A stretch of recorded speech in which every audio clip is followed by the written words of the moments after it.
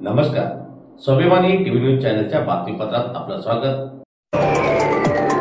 नालेसफाईतून काढलेल्या गाड्याची योग्य ठिकाणी विल्हेवाट लावा. शिवसेनेचे नेते ललित माळी यांनी मनपाला दिला इशारा. पावसाळा तोंडावर येऊन ठेपला असताना धुळे शहरातील नालेसफाईची कामे संथ गतीने सुरू आहे. यामुळे नागरिकांमध्ये चिंतेचे वातावरण निर्माण झालेले आहे. दरम्यान नाल्यातून काढलेला गाळ नाल्याच्या काठ्यावरच टाकला जात असल्याने पावसात पुन्हा नाल्यात जाण्याची शक्यता नाकारता येत नाही. यामुळे नाले तुंबून पूर सदृश परिस्थिती निर्माण होऊ शकते. त्यामुळे काढलेला गाळ त्वरित दुसऱ्या ठिकाणी नेण्याचे आदेश संबंधित विभागाला देण्याचे आवाहन शिवसेना नेता ललित माळी यांनी धुळे मनपा प्रशासनाला केले आहे. मागील 3 आठवड्यापासून आम्ही शिवसेना उद्धव बाळासाहेब ठाकरे पक्षातर्फे एकच मागणी करतो आहे की आयुक्तांनी नालेसफाईकडे लक्ष द्यायला पाहिजे. मान्सून हा पहिले होता.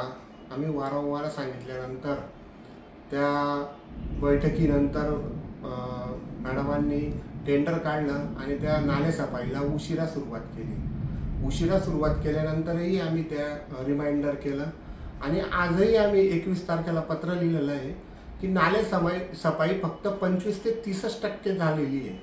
3 ते 4 दिवसामध्ये मान्सून सक्रिय होत आहे आणि धुळेकरांचे आरोग्य या ठिकाणी धोक्यात आलेले आहे.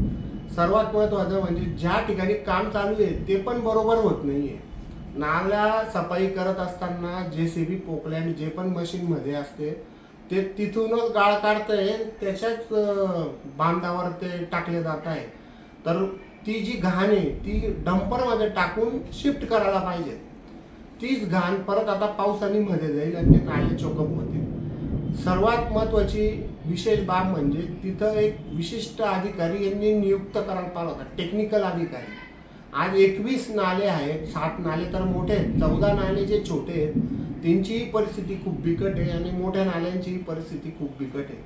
तर अशी परिस्थिती असताना आजपर्यंत याचा एवढा पाठपुरावा गेल्यानंतर सुद्धा नालेसफाई 25 ते 30% जर काम होत असेल तर याची चूक प्रशासनाने मान्य करायला पाहिजे आणि संबंधित सर्व ठेकेदार अधिकाऱ्यांवर कारवाई करायला पाहिजे.